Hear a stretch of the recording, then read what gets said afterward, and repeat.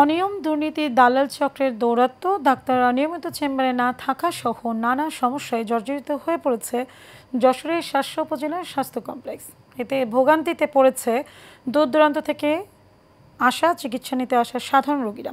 পাশাপাশি নিম্নমানের সেবার কারণে এই হাসপাতালের প্রতি সাধারণ মানুষের আস্থা ভেঙে পড়েছে দিন দিন। সেলিম আহমেদের পাঠানো তথ্য ও ছবিতে বিস্তারিত জানাচ্ছেন শেখ ফাহিম।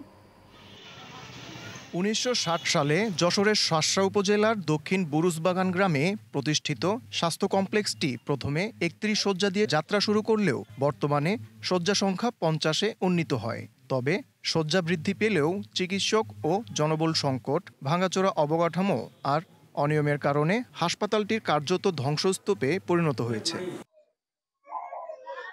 সার্জারি যন্ত্রপাতির ঘাটতি, ওয়ার্ডে পানি বিদ্যুতের সমস্যা, অপরিচ্ছন্ন পরিবেশ, ময়লা দুর্গন্ধযুক্ত বাথরুম সহ নানা অব্যবস্থাপনায় ভোগান্তি পোহাতে হচ্ছে রোগীদের। প্যাথোলজি বিভাগ থাকলেও বেশিরভাগ পরীক্ষা নিরীক্ষার জন্য রোগীদের বাইরে পাঠানো হয় বলে অভিযোগ রোগী ও স্বজনদের।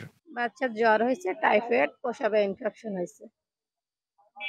কোনো পরীক্ষা নিরীক্ষা করাইছি? হ্যাঁ, রক্তে 2টা টেস্ট দিছে আর প্রসাবের ইনফেকশনের জন্য একটা দিছে। কোথা থেকে পরীক্ষা করাইছে? বিসমিল্লাহ থেকে। আমার একটুখানি ড্রেসিং করে দিয়েছে, একটু খাওয়ার হচ্ছে আসছে, তা দিচ্ছে না, তা বলছে ওষুধ নেই, ওই 12 নম্বর চলে যাও।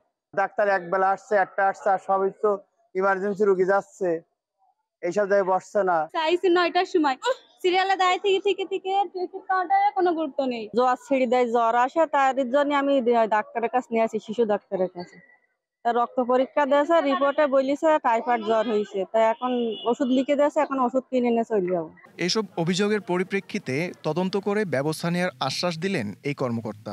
রোগীর রোগ ধরার সাপেক্ষে তাহলে যদি কোনো ইনভেস্টিগেশন দরকার হয়, কেবলমাত্র তখনই সেটা বাইরে অবশ্যই ইনভেস্টিগেশন করতে পারবে, কিন্তু কোনো অবস্থাতে এবং কোনোভাবেই যে কোনো ক্লিনিক হসপিটালে পাঠানো যাবে না। আমি তাদের স্পষ্টভাবে বলে দিয়েছি, যদি এরকম ভাবে কোনো প্রমাণ আসে তাহলে আমরা সেভাবে ব্যবস্থা নেব। হাসপাতালের কেবিন প্রভাবশালী সিন্ডিকেটের দখল থেকে মুক্ত ও সেবার মান ভালো করার দাবি সাধারণ মানুষের। Sheikh Fahim, Asian television.